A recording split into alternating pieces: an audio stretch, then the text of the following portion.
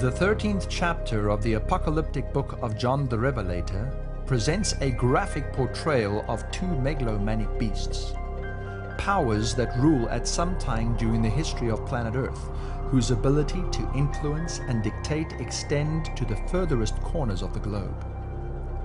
It is revealed through biblical evidence that these powers receive their authority from the dragon, which according to the scriptures is Satan. It is further revealed through the symbolic language contained in this chapter that a cosmic battle of gigantic proportions between good and evil is finding its tangible fulfillment in the physical activities of human affairs, the visible symptoms of a massive spiritual controversy. The Bible describes a deliberate cooperation between the powers of the spiritual and physical realms, a cooperation between the highest levels of human operation and authorities of sinister spiritual dimensions that span almost the entire history of humanity. As hard as this may be for many to accept, there is little doubt that in order for such an all-encompassing effort to find its decreed fulfillment, a conspiracy of unimagined proportions needed to be conceived. Indeed, only as we embark on an in-depth exploration of history will we be able to reveal the specific identity of the powers, human and otherwise, that are hidden in the cryptic descriptions of prophetic symbolism. In light of these considerations and current events, what you are about to witness could very well be one of the most significant and timely exposés of recent times.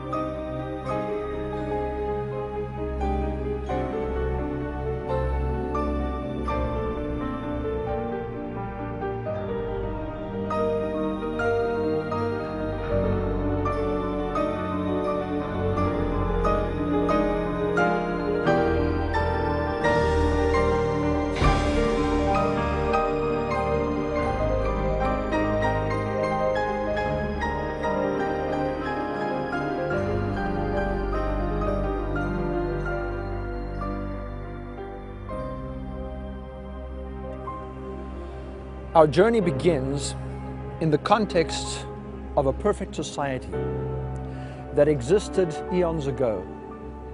A society whose laws of coexistence were based on the perfect principles of love for their fellow beings and love for God who created them.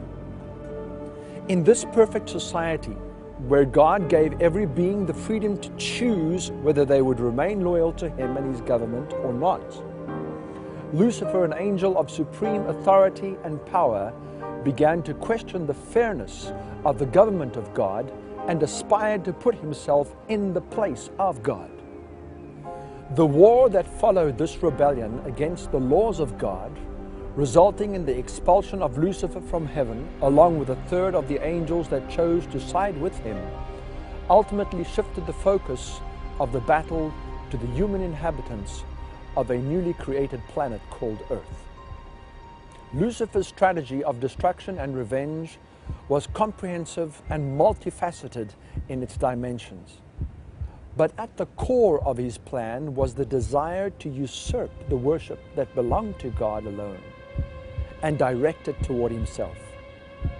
From the very first insinuations presented to Eve at the tree of the knowledge of good and evil in the Garden of Eden, and consequently through succeeding ages, Lucifer has attempted to set up a counterfeit system of law and religious worship very often in the process blending aspects of his own false system with characteristics of the true.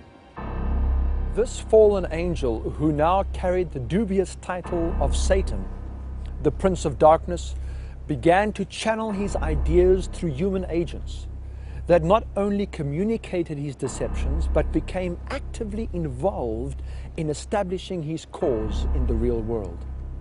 Direct links from present-day manifestations of his plan can be traced back to the post-antediluvian world and the Genesis account of the building of the Tower of Babel and the occult belief system that inspired its construction. Connected to this was the desire to establish a so-called perfect society based on satanically inspired ideals that would supposedly help man to escape the wrath of God should he ever decide to destroy the world again. Man's quest to control his own destiny and to worship a God that would give him freedom to define his own values and moral parameters was the central desire in his pursuit to bring all other humanity under his control and establish a new global order. Those throughout history who sought to implement this plan would stop at nothing, be it through deception or brute force, to realize their dream. A dream to rebuild the mythical city of Atlantis, described by Plato 2,500 years ago and believed by many to have existed in the antediluvian world. And along with this, to re-establish the principles that guided that society. The question will no doubt be asked: who, what, and if anything, is involved in the pursuit of this apparently far-fetched occult agenda today? If such a mystical concept as a perfect Atlantean society is in fact believed in and being implemented, then who are the players and what powers, human or otherwise, might these players have at their disposal? Indeed, can history, the Bible, and the unfolding of present-day events really confirm the veracity of such an agenda? There are those who believe that this is not only possible, but that there is overwhelming evidence to establish it as fact.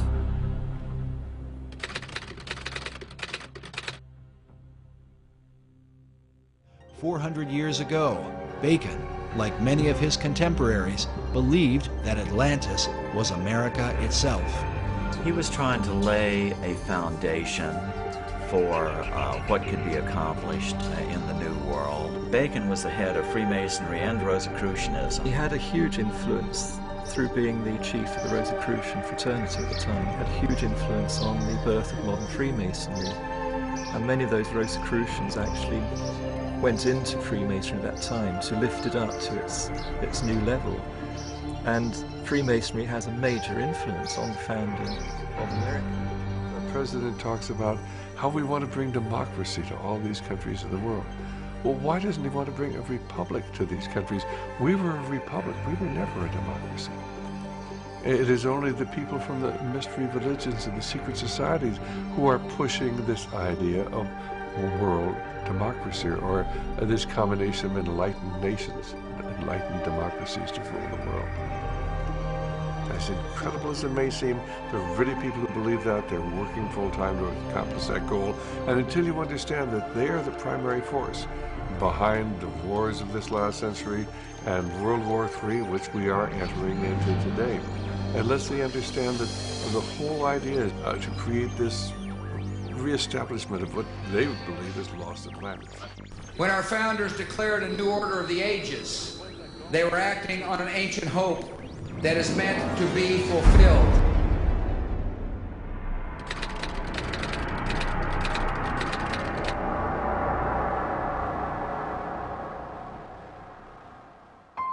Various evidences may undoubtedly point to America as being the nation to fulfill the Luciferian dream of a new Atlantis.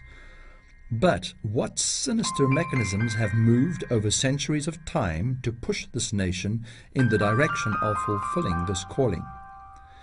It is not a simple task to discover all the players that make up the complicated web of secret societies and their connected organizations. Many researchers focus on one or two aspects, but hardly ever connect all the dots so as to bring one to a view of the power that controls and negotiates the course that all of its subservient bodies pursue. It is only as one goes back to the ancient revelations that God gave to his prophets that you can effectively begin to see the complete picture unfold. Many believe that the primary key to unlocking and understanding the prophetic code of Scripture is to be found in Daniel's record of King Nebuchadnezzar's dream in Daniel chapter 2. Daniel chapter 2 is quite an amazing prophecy. In fact, it is a prophecy that lasts 2,500 years. It begins with the head of gold, which represents Babylon. Then it follows to the silver arms and chest that represents Medo-Persia. And then from Medo-Persia, it extends down to the Grecian Empire, the bronze belly and thighs. And then finally, the legs are completely of iron, representing the Roman Empire. And then the feet represent the division of the Roman Empire into 10 parts in 476 AD. So in that prophecy, it consists the history from all the way from Babylon, all the way up to the very end of time. And in the prophecy ends when the rock strikes the image and destroys it, which represents the second coming of Christ. In Daniel, we have a key to the book of Revelation. In fact, the two books, Daniel and Revelation, go hand in hand. The symbolism that we find in the book of Revelation is actually borrowed from the whole of the Bible, but the images are borrowed from the book of Daniel specifically. Jesus says in Matthew 24, when he was questioned about the signs of the end, that we should study the book of Daniel. The belief is that when one discovers the keys to unlock the symbolic language of Bible prophecy and builds upon this vision, you are able to, far more effectively, interpret the subsequent prophecies found in Daniel 7, 8, 9, and onwards. Indeed, in light of these prophecies and the record of history and present events, Revelation chapter 13, with its description of two powerful beasts, practically becomes an open book. It is thus expedient, in order to accurately expose these baleful powers that have been attempting to manipulate the course of human history, to take a more comprehensive journey into the ancient writings of biblical prophecy. We have to use biblical criteria in order to deal with biblical things. So I've put together a little dictionary here of prophetic terms where they are defined in the Bible, and we have to use the Bible definitions. A trumpet or a wind are symbols of war in the Bible. Water or sea in the Bible represents nations when it's in a prophetic sense. The waters you saw are peoples and nations and multitudes and kings. Revelation 17 verse 5. And a beast in the Bible, in a prophetic sense, is a kingdom. Daniel chapter 7 verse 17 says, and the beasts which you saw are kingdoms or kings. And a king stands for a kingdom.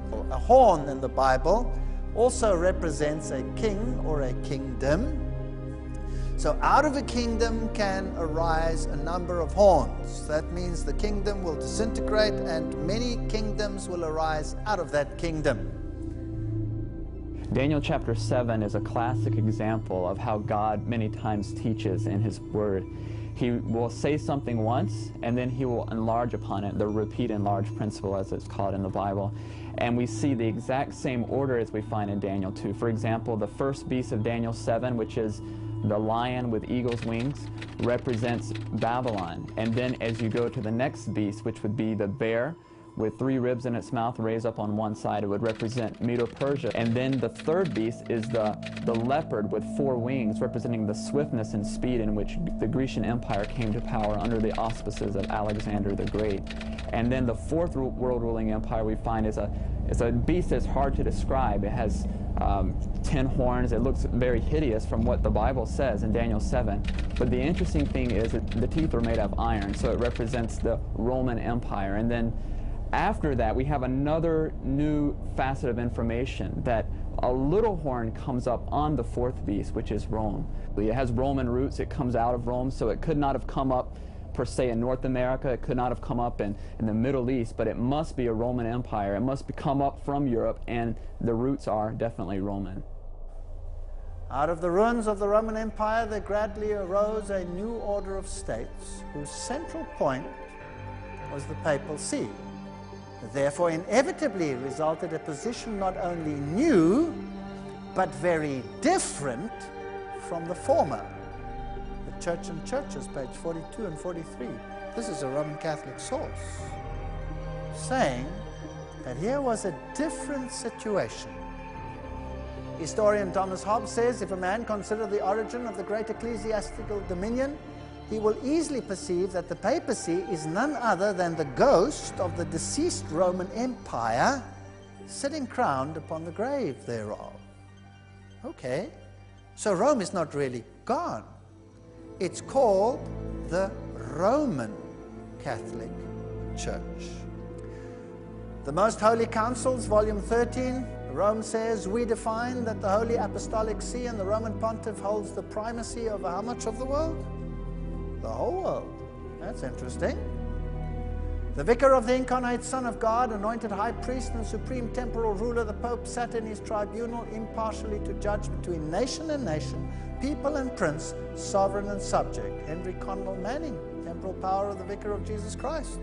So did they say that they were in control of all the other kingdoms? Yes or no? Yes, they claim so themselves. So there are 2 biblical definitions of blasphemy. The one is if you say that you are God, and the other one is if you say that you can forgive sins. Well, what does the Rome say? Here's the Catholic Encyclopedia, volume 12, article on the Pope. It says, this judicial authority will even include the power to pardon sin. Now let's read papal statements, Ferraris Ecclesiastical Dictionary. The Pope is of so great dignity and so exalted that he is not a mere man, but as it were God and the Vicar of God. So there's a papal statement where the papacy claims to be God, just like the Roman Emperor claimed to be God. So he says it himself. Pope Leo said, we hold upon this earth the place of God Almighty. And the bull Unum Sanctum, put forth by Boniface the Eighth in 1303, says that he is equal with God. And in the fact, he is God on earth. I quoted my book. So the Pope, because he believes he's God on earth, he always dresses in white. And that's why every political visitor to the Pope always dresses in black.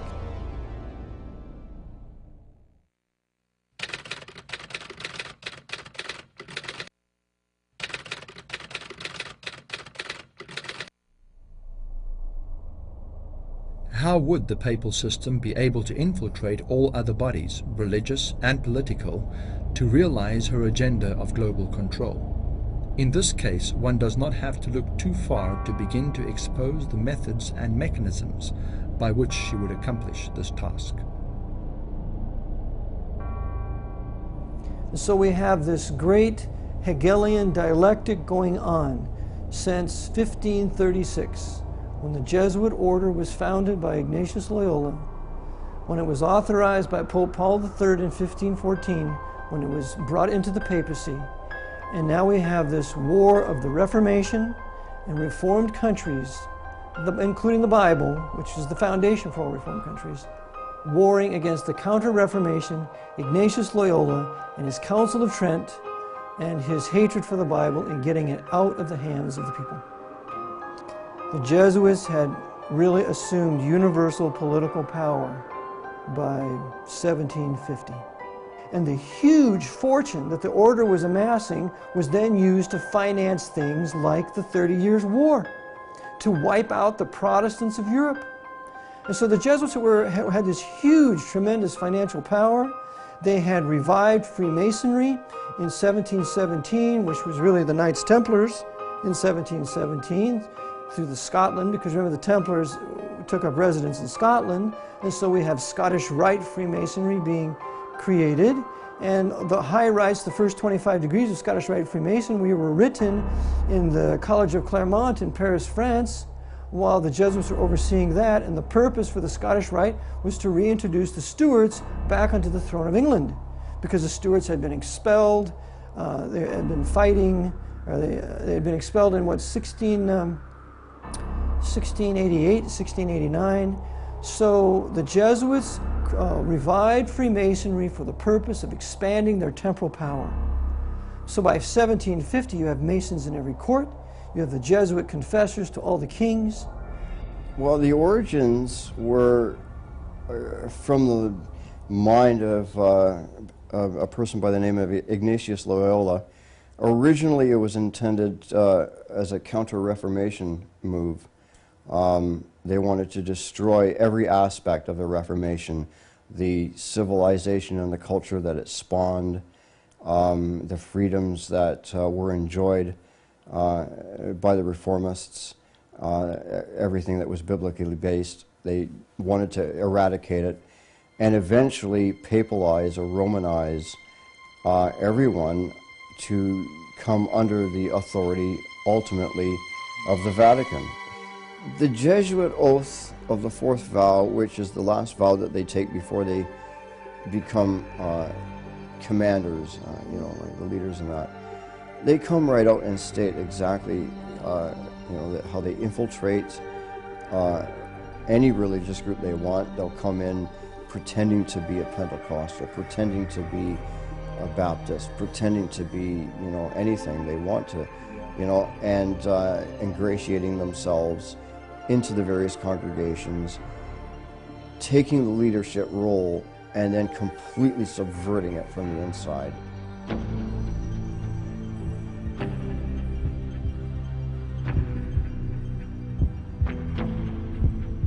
I now, in the presence of Almighty God and you, my ghostly Father, the Superior General of the Society of Jesus, founded by St. Ignatius Loyola, do by the womb of the Virgin and the matrix of God and the rod of Jesus Christ, declare and swear that His Holiness the Pope is Christ Viceroy Regent and is the true and only head of the Catholic or Universal Church throughout the earth. Therefore, to the utmost of my power, I shall and will defend this doctrine and His Holiness right and custom against all usurpers of the heretical or Protestant authority, and all adherents in regards that they be usurped and heretical, opposing the Sacred Mother, Church of Rome.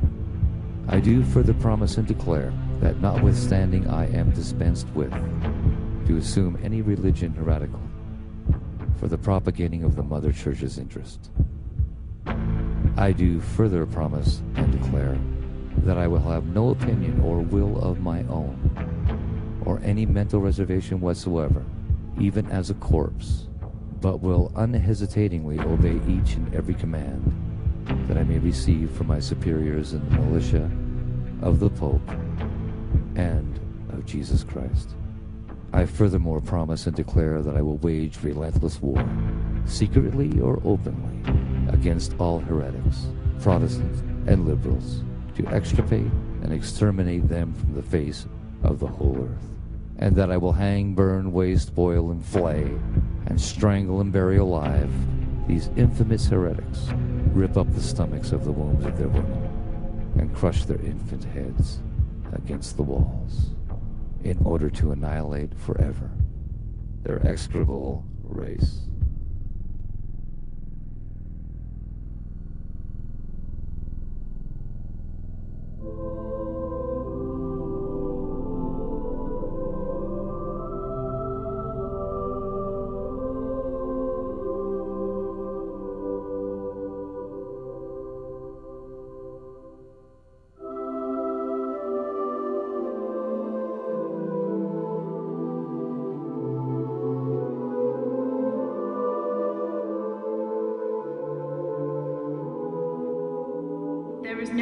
crime too great for them to commit, no deception too base for them to practice, no disguise too difficult for them to assume.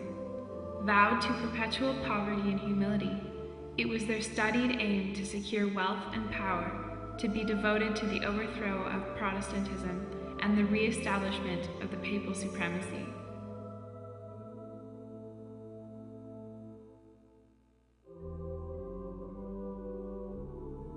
Every cardinal, archbishop, and bishop in the Catholic Church takes an oath of allegiance to the Pope, in which occur the following words: heretics, schismatics, and rebels to our said Lord, the Pope, or his aforesaid successors, I will to my utmost persecute and oppose.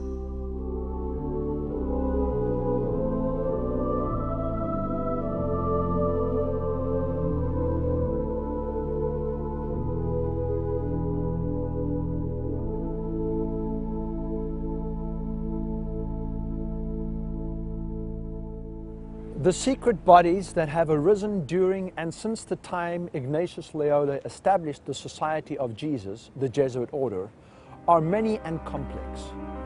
The secret societies such as the Freemasons, Illuminati Jacobins, the Rosicrucians, and the notorious Skull and Bones, numerous though they may be, it is the educated belief of many that these organizations are but the servants of the Jesuit order, and thus naturally, knowingly or unknowingly, the vassals of Papal Rome.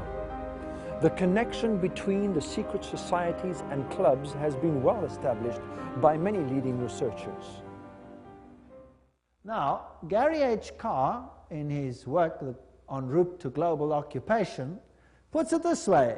He says there were the ancient mystery religions which come from Babylon, and they were pantheistic, of course, which means God is in nature, God is in everything, which in effect makes us God then too. This was inculcated in Kabbalism, was taken over in the Christian era in what is called Gnosticism, and the Knights Templars were the inner secret core that had the ancient knowledge of the mystics.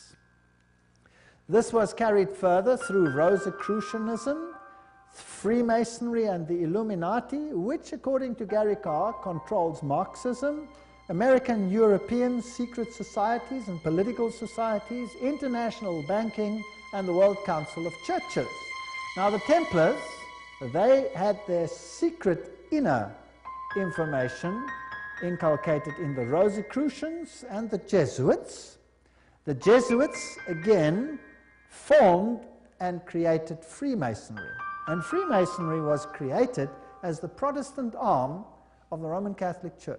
Unbeknown to them, beguiled, fooled, if you like, into doing the work that Rome wanted them to do, so that Rome could sit in the background while Freemasonry did it for them. Louis XV said to Jesuit General Lorenzo Ricci, he said, please let the Jesuit order change some way. And Lorenzo Ricci said, let them be as they are, or else not be. So the Jesuits never changed. So what did they do? They went underground, and they started a series of networks. And one of those networks was the Bavarian Illuminati, because Bavaria was the strongest Jesuit stronghold north of the Alps, which throws light on who really started the Nazi war machine out of Bavaria. So the Jesuits start the Illuminati with Adam Weishaupt out of Bavaria, and they then import the French Revolution into France because the Jesuits were protected during their suppression by the Lutheran, or Frederick the Great, and by the Russian Catherine the Great. So the Jesuits are protected by a Russian monarch and by a German monarch, a Lutheran monarch, which Frederick should have never done. But you see, Frederick was the head of all Freemasonry on the continent. And so the Jesuits used Frederick then to write the last 8 degrees up to the 33rd degree. Frederick starts the Council of the 33rd degree, and then it was the work of Frederick and the Jesuits who ultimately they imported the French Revolution into France through the Grand Orient Lodge. Because now we have what's called Illuminized Freemasonry.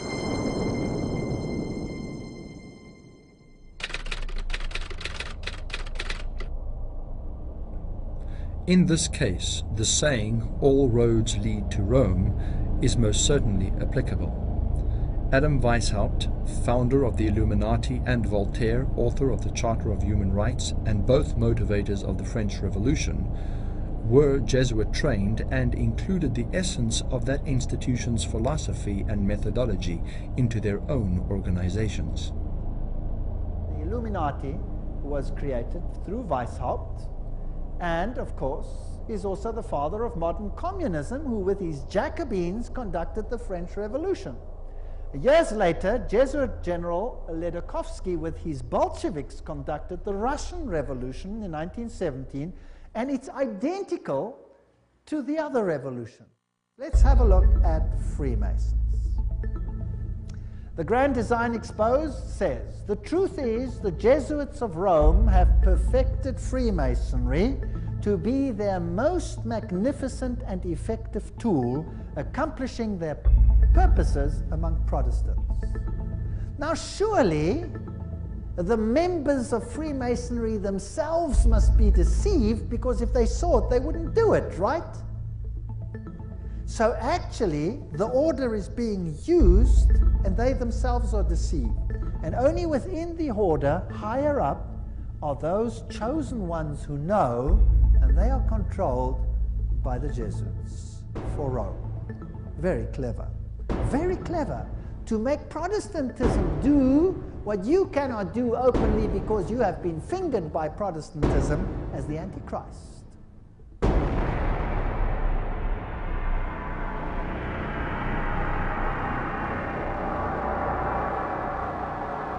Based on these evidences, the religio-political claims of the papal system and the prophetic time frames given for her rule, many modern-day biblical scholars and researchers into secret subversive organizations have concluded that no other institution other than Rome can fit the prophetic profile. Added to these evidences is the testimony of the Protestant reformers, who clearly, through their own studies of Daniel and Revelation, saw Rome as the Antichrist power described in Bible prophecy.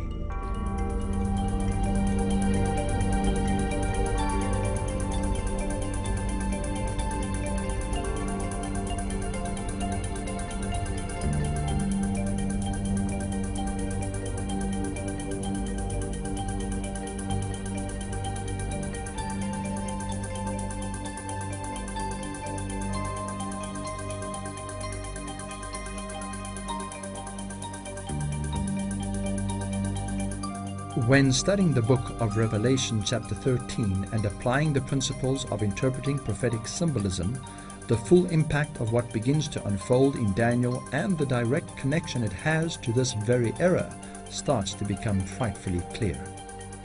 The first beast of this chapter, that contains elements of a leopard, a bear, and a lion, seem to indicate that John is seeing the primary elements of the vision of Daniel 7 in reverse.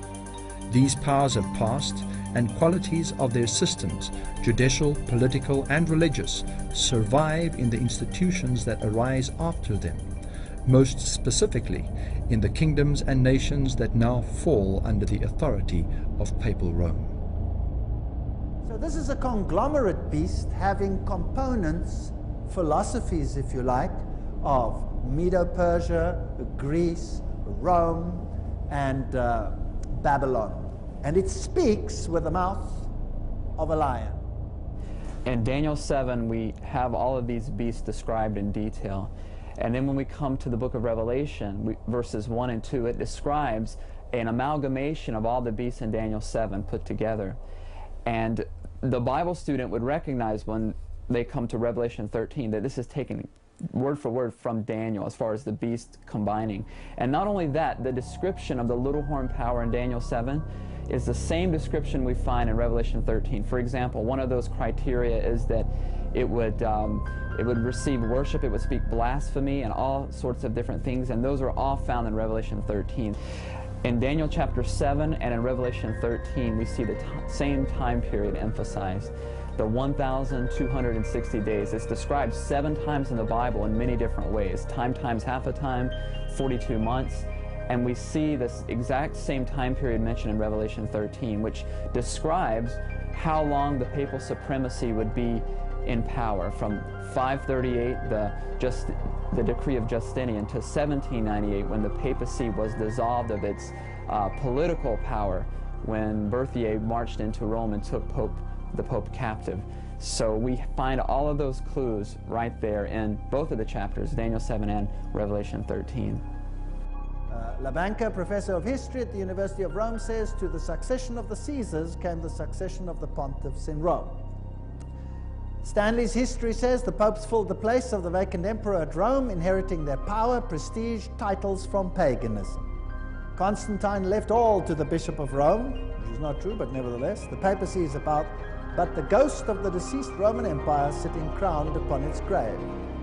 So the legally recognized supremacy of the Pope began in 538 AD and then went into effect the emperor's decree, as I have said, where he was the corrector of heretics. So Rome today still claims to be the sole one who can determine what you should believe, because the papacy claims infallibility. He even has the title Pontifex Maximus, which belonged to the Roman emperor. So in effect, the Pope is the emperor of Rome today. I saw one of his heads, as it were, wounded to death. So there is a mortal wound. And his deadly wound was healed, and some in the world wondered after the beast. Oh no, it doesn't say that. It says, all the world wondered after the beast.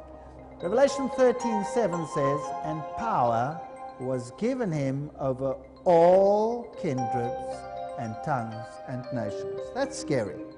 Rome will control the entire world. The same characteristics found in Daniel 7 once again serve to describe this beast of Revelation 13. The period of rule, this time denoted in months, is identical, and thus students of prophecy who use the historicist method of prophetic interpretation conclude that this is a description of the Catholic institution that now, according to greater revelation, receives a wound that later on is healed. When this wound was given in 1798, at the time of General Berthier's entrance into Rome, the captivity of the Pope and the abolishment of the papal government, most observers believed at that time that it signaled the end of Roman Catholic rule. But in 1929, Mussolini and Gaspari signed an historic pact that once again returned to papal Rome her sovereign nation status. The implications of these events and the prophetic revelations of chapter 13 are hard to avoid. Not only does papal Rome rule for the 1,260 42-month period, but its authority is once again revived, not only through the actions of Mussolini and Gaspari in 1929, but through the help of another beast, a power that arises out of the earth and causes the whole earth to follow Rome in her new revived form. Many believe that the identity of this second beast can only be applied to the United States of America, the new Atlantis of the mystics that would bring about the final realization of a new world order. Revelation chapter 13 verse 11 states, and I saw another beast coming up out of the earth, and it had two horns like that of a lamb, and he spoke like a dragon.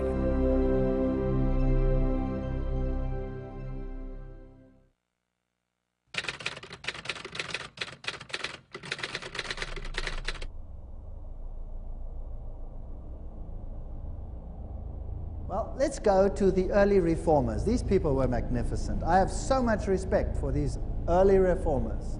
John Wesley, in his notes on Revelation 13, written in 1754, says, the two-horned beast, he is not yet come, though he cannot be far off.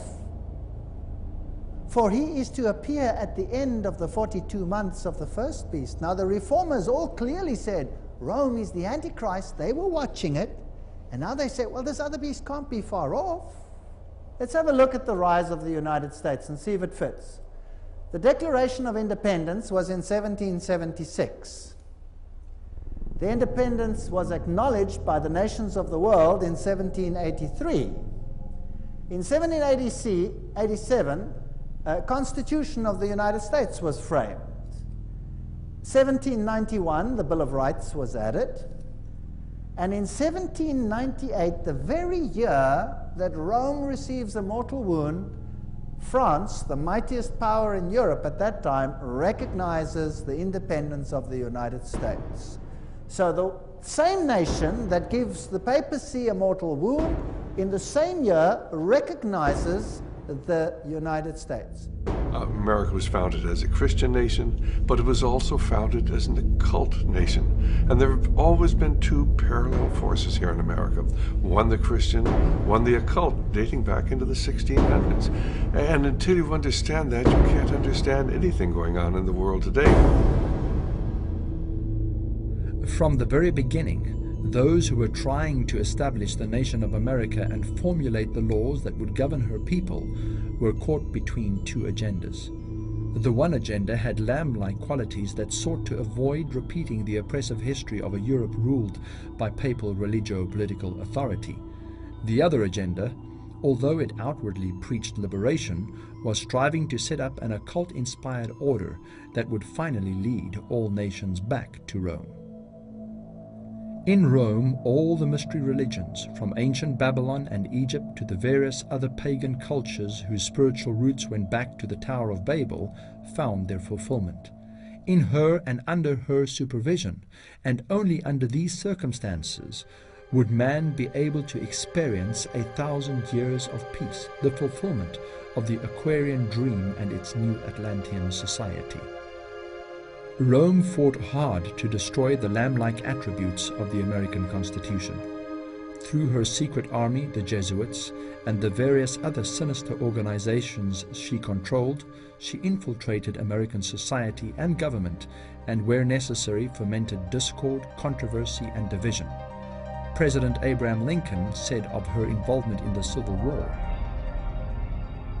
"The Civil War would never have been possible without the sinister influence of the Jesuits. We owe it to popery that we now see our land reddened with the blood of our noblest sons.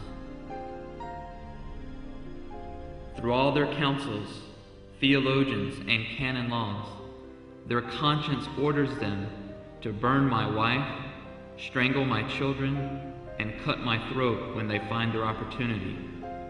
Sooner or later, the light of common sense will make it clear to everyone that no liberty of conscience can be granted to men who are sworn to obey a pope who pretends to have the right to put to death those who differ from him in religion." Rome held the American Constitution, its separation of church and state, and the privilege of people to enjoy freedom of religion in contempt.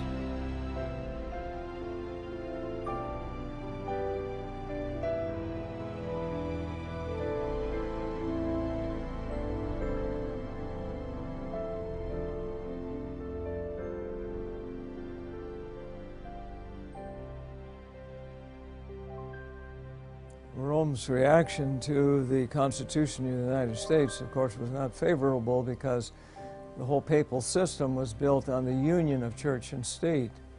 And for a country now to come into being, which was giving liberty and freedom to all, was certainly contrary to the principles of the papacy.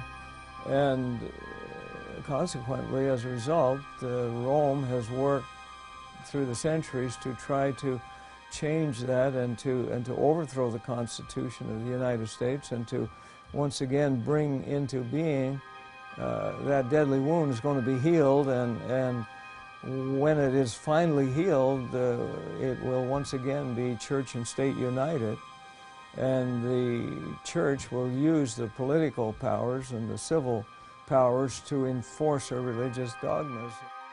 Decade after decade, Rome silently infiltrated the highest echelons of American society, until finally the dragon-like qualities of America began to reveal its shadowy visage.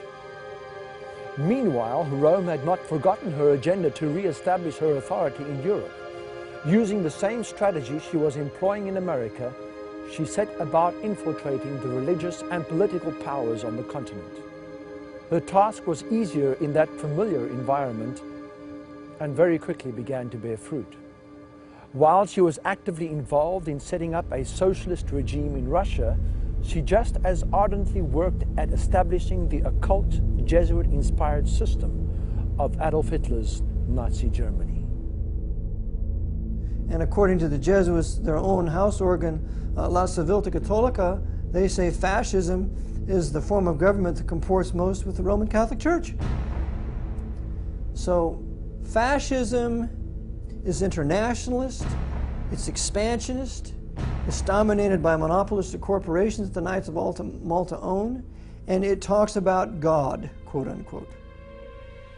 Communism, on the other hand, is internationalist, it's expansionist, it's oppressive, it has concentration camps just like the fascists, except it denies the existence of God. The only difference is in its religious confession. Other than that, both systems are identical. And it goes back to the maxims that extremes meet. So fascism and communism are both run by the Jesuit order. Openly, the Jesuits back fascism. Secretly, they rule communism. And they control both leaders at the same time and coordinate their political moves to benefit the Jesuit order. The Jesuit Edmund Walsh says in his book, Total Empire, that the fall of the Russian Empire was the greatest single event apart from the fall of the Roman Empire in 476. That's how much the Jesuits wanted this. They said that if we do not succeed in this, it would be as though we lost the Reformation.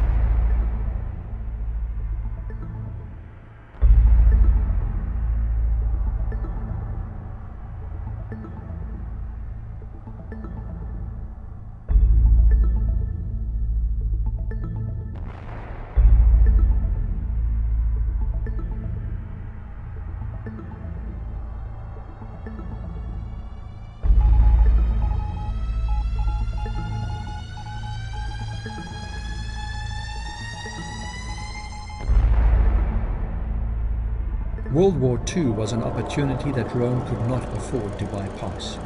While she secretly supported Hitler, she was also actively involved in trying to establish herself in Croatia.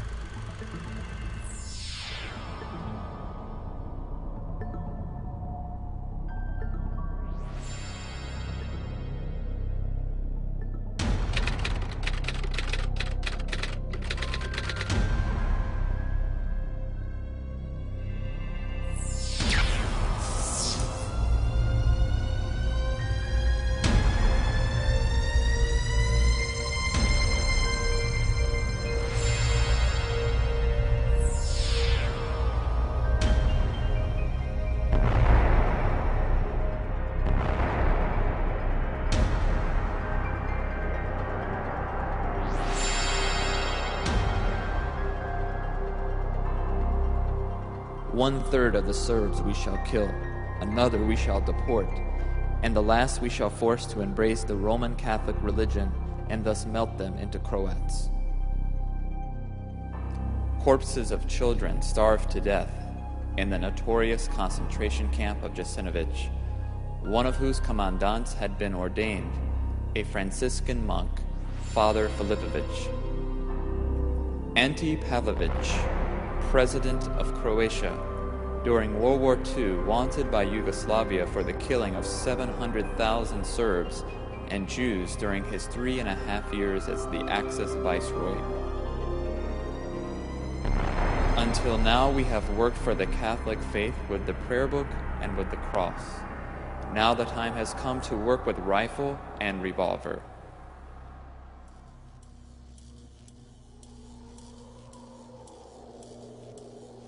When asked if she could explain why the Catholic atrocities of the war were not as well known as those of the Nazi ones, she responded, "Nazi Germany is no more. The Catholic Church is still here with us, more powerful than ever, with her own press and the world press at her bidding. Anything published about the atrocities in the future will not be believed."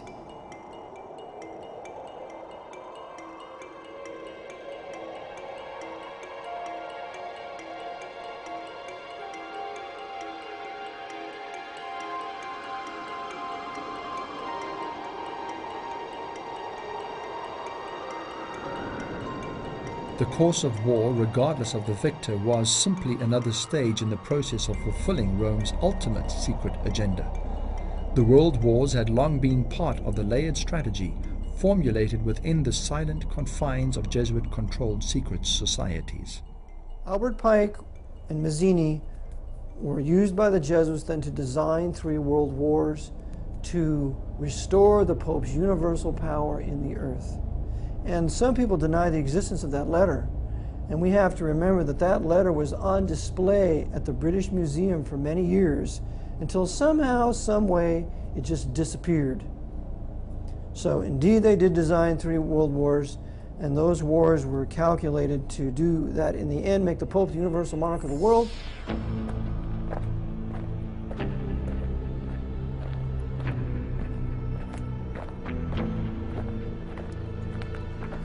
The aftermath of war presented Rome's global henchmen with a golden opportunity to institute another mechanism that would take the world one step closer to a global New World Order. Spiritualists such as Theosophy's New Age prophetess Alice Bailey and world thought leaders such as Robert Muller, Teilhard de Chardin, Arthur Balfour and Hess had long predicted the coming of an age of global peace that would prepare the way for the coming of the New Age Christ. The establishment of the United Nations was immediately recognized as the tool for accomplishing this end. It was clear to those at the helm of the UN's mission what their ultimate purpose encompassed.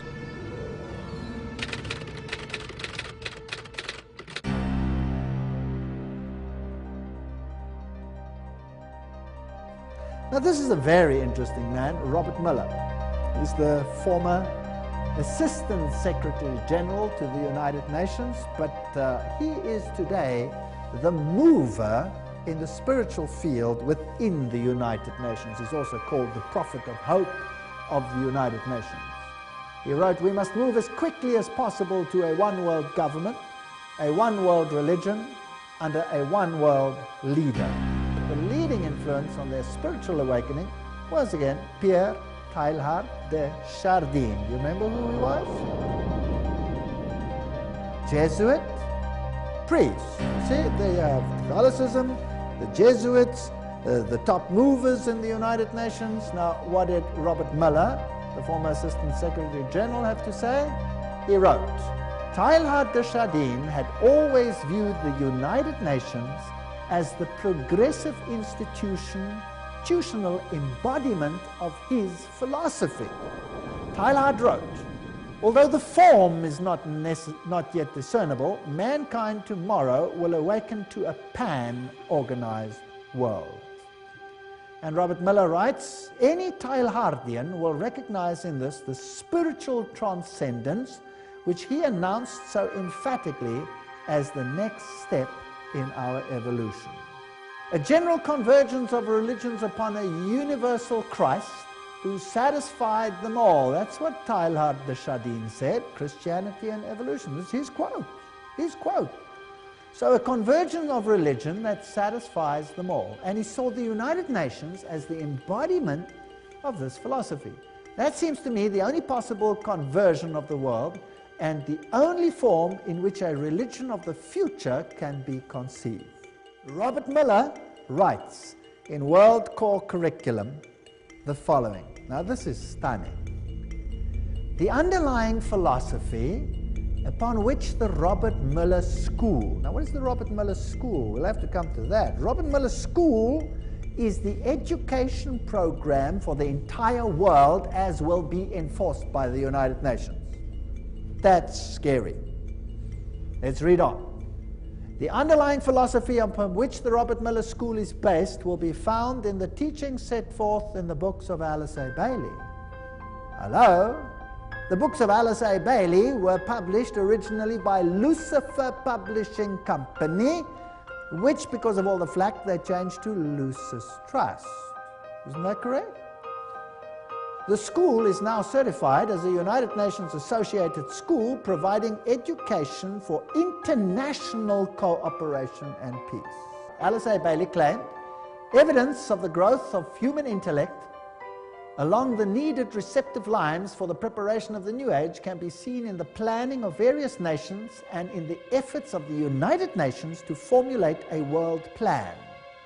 From the very start of this unfoldment, three occult factors have governed the development of all these plans.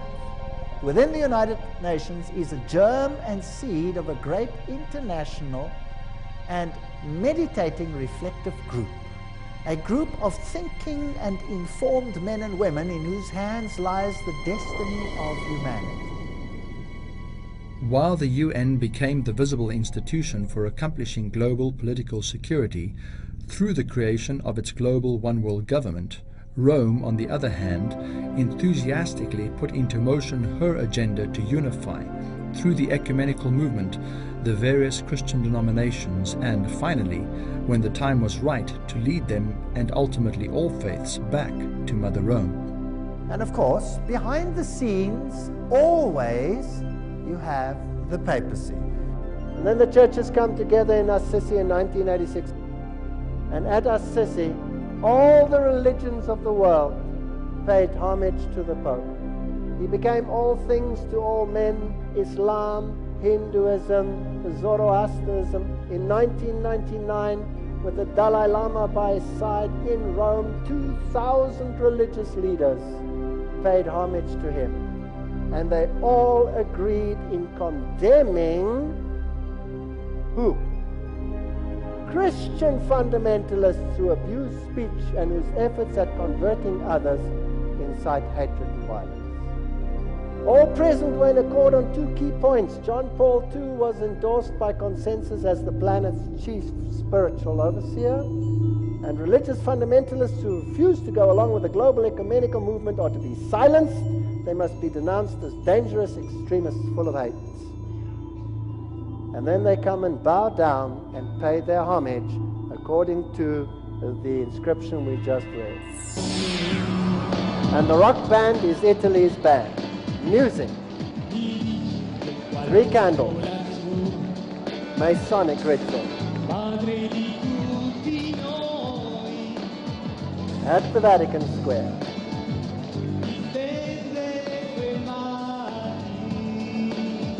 Dalai Lama, the Orthodox, the Muslims, the Eastern religions, sun worship, Zoroastrianism, all of them bowed down to him.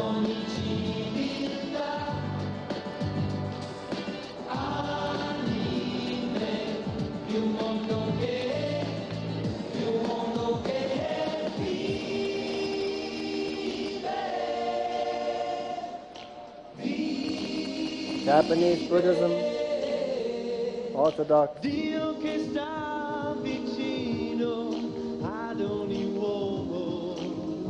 When they do something, they do it well.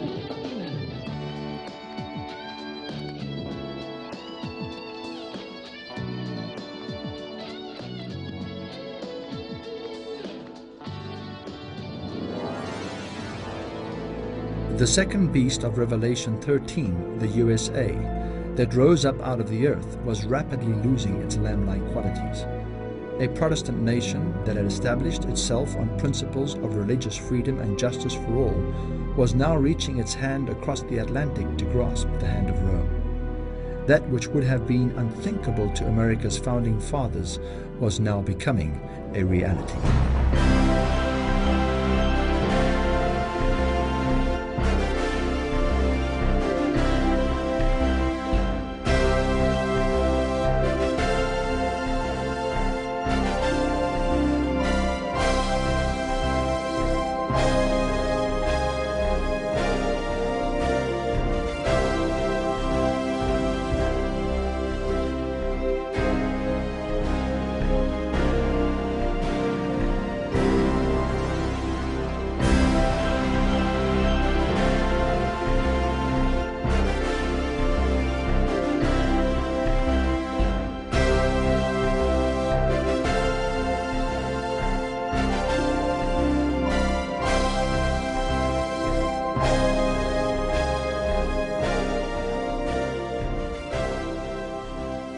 Protestantism shall stretch her hand across the gulf to grasp the hand of the Roman power, our country shall repudiate every principle of its constitution as a Protestant and Republican government.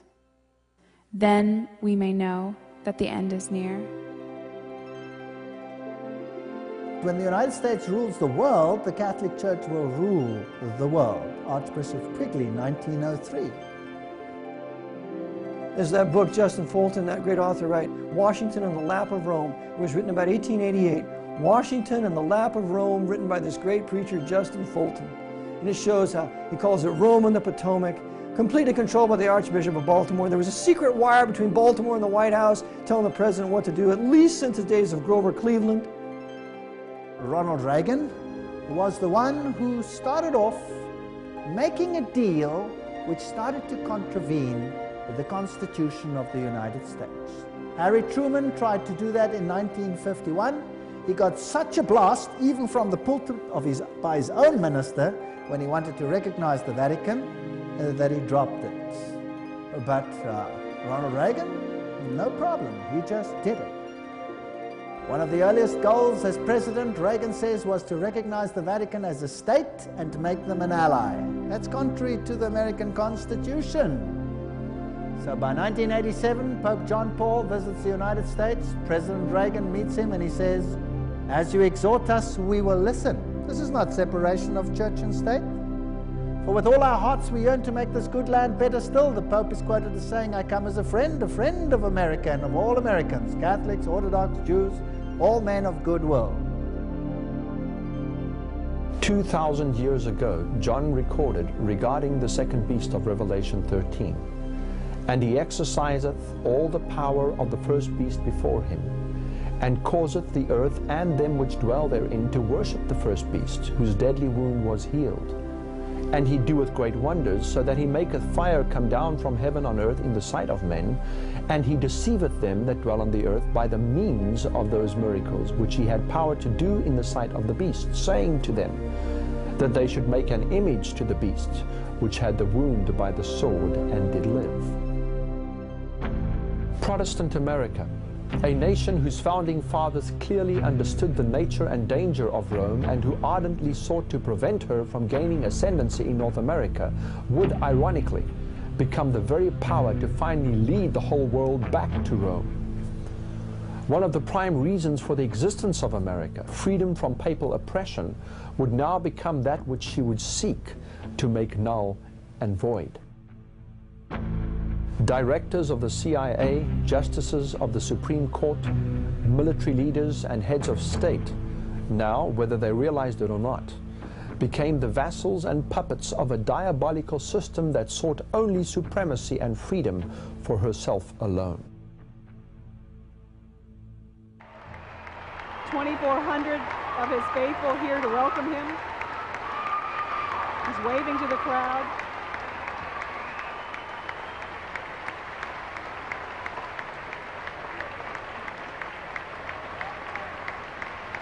Archbishop Regali is alongside the Pope as he shakes hands with the First Lady. We honor you for helping to lead a revolution of values and spirit in Central Europe and the former Soviet Union, freeing millions to live by conscience, not coercion, and freeing all of us from the constant fear of nuclear war. Your Holiness, on behalf of all of us gathered here today, indeed on behalf of all the people of our beloved nation, we welcome you back to America.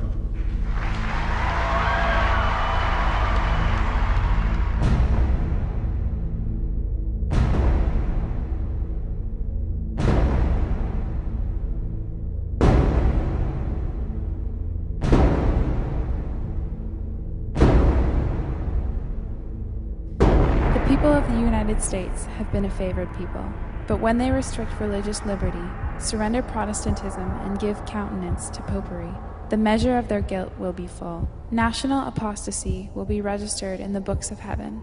The result of this apostasy will be national ruin.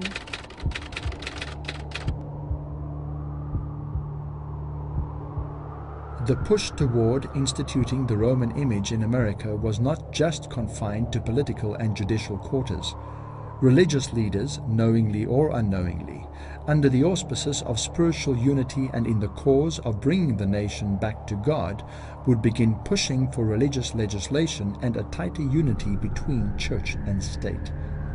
One of the major pleas is a call to legislate Sunday sacredness. Little do the churches of the Christian world realize that by legislating Sunday, they will be writing into law the very mark and seal of papal authority.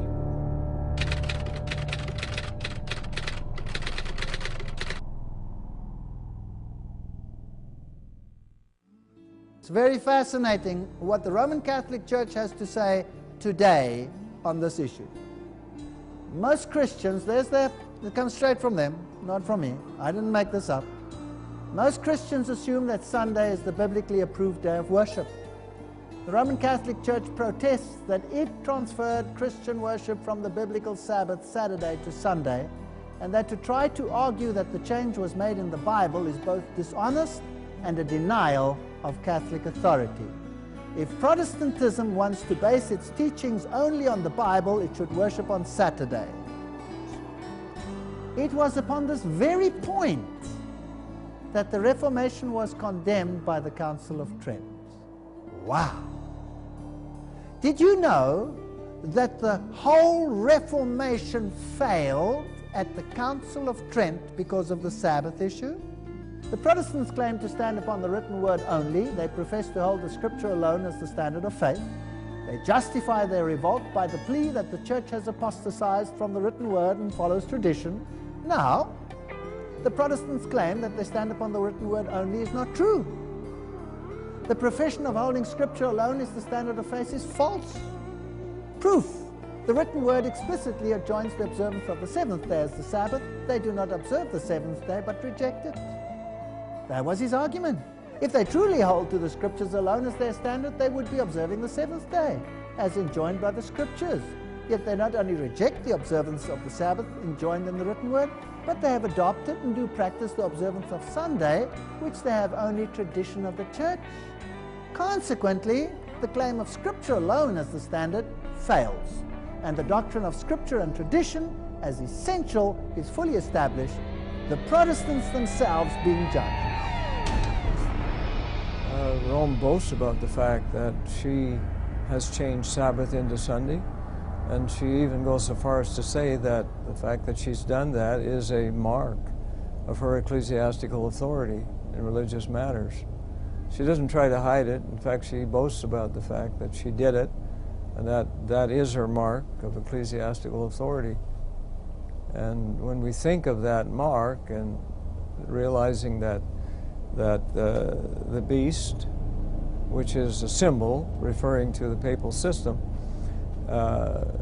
is going to enforce that mark one day with laws that where no man can buy or sell, and if that doesn't succeed, the time will come in Revelation 13:15 that they will even pass laws where God's people will be killed for being obedient to God and to His Word.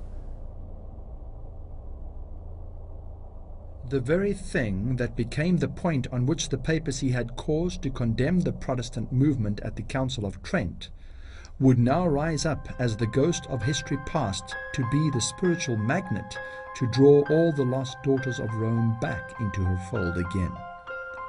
The Protestant movement, all its centuries of protest and effort to stay separate from a system which its very founders described as the Antichrist, would now cease to exist, as if it should never have been born in the first place. For all intents and purposes, it can truly be said of today's Christian world, Protestantism is dead.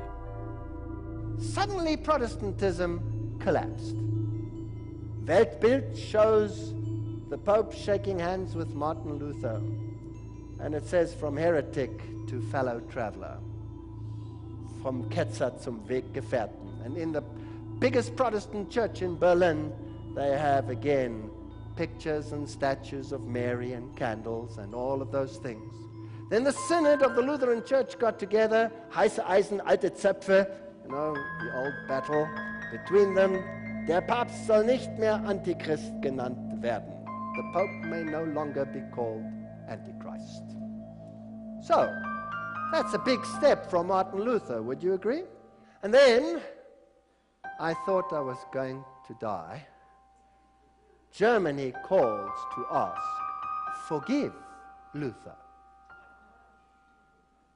So now, this year, at the Congress in Italy, where the Pope resided, the new Pope, the Protestant Church, the Lutherans, a whole section of them said, we want to be part of the Mother Church again. Indeed, according to Rome, there is only one true church. The present Pope wrote this, the churches are no sisters of ours. You know these statements. It must always be clear that the one holy Catholic and Apostolic Universal Church is not the sister but the mother of all the churches. That was Cardinal Ratzinger, the present Pope Benedict. Some have come to the conclusion that Rome has changed, that she has repented of her bloody megalomaniac past. But these evidences revealed in the very current acts and views of this system should send a clear signal to the world that Rome never changes. The warnings of Revelation chapter 13 should rekindle the fires of Bible-believing Protestantism in the hearts and minds of all who value freedom of religion and would rather choose to bear the mark of God's authority than to carry the mark of the Roman curse. In chapter 13, verses 16 to 17, these words are spoken with regard to the role and consequences of America bringing all nations back to Rome. And he causeth all, both small and great, rich and poor, free and bond, to receive a mark in their right hand or in their foreheads, and that no man might buy or sell, save he that had the mark or the name of the beast or the number of his name. The final identifying qualification of the Roman power is given in the closing verse of Revelation chapter 13. Here is wisdom. Let him that hath understanding count the number of the beast, for it is the number of a man, and his number is 666.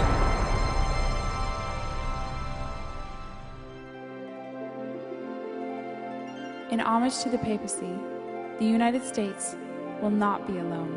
The influence of Rome in the countries that once acknowledged her dominion is still far from being destroyed. Romanism in the Old World and apostate Protestantism in the New will pursue a similar course towards those who honor the divine precepts.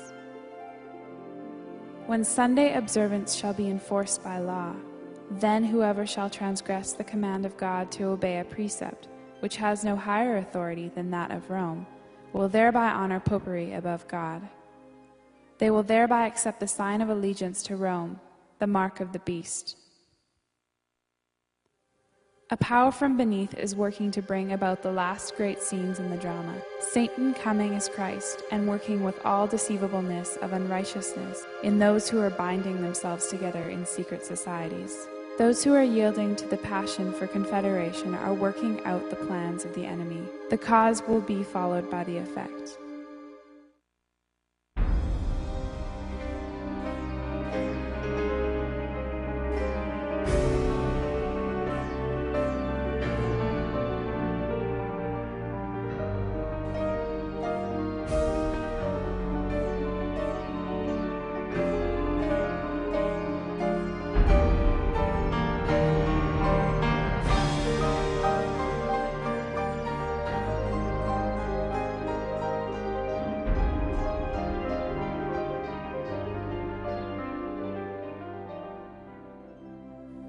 While many leaders are active agents of Satan, God also has his agents among the leading men of the nation. When the final warning shall be given, it will arrest the attention of these leading men through whom the Lord is now working, and some of them will accept it.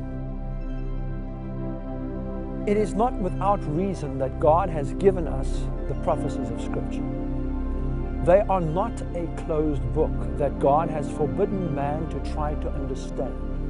The very third verse in the opening chapter of Revelation reads, "Blessed is he that reads, and they that hear the words of this prophecy, and keep those things which are written therein, for the time is at hand." It is truer now than when that statement was spoken by Christ to John 2,000 years ago. The history of this world, as presented in the prophetic image of Daniel chapter 2, reveals that we are living in the very tips of the toes of the kingdoms represented by iron and clay. The stone kingdom of Christ, birthed without human interference, is about to descend from the heavens to re-establish the glorious eternal government of God, to obliterate forever the powers of darkness and the works of iniquity. Which kingdom will you be subject to? Whose mark of authority will be inscribed in the recesses of your brain and manifest in the action of your hands? How long, asked Elijah all those thousands of years ago on Mount Carmel, in the presence of all of Israel, the prophets of Baal, and King Ahab? How long, he asked, halt ye between two opinions? If the Lord be God, follow him.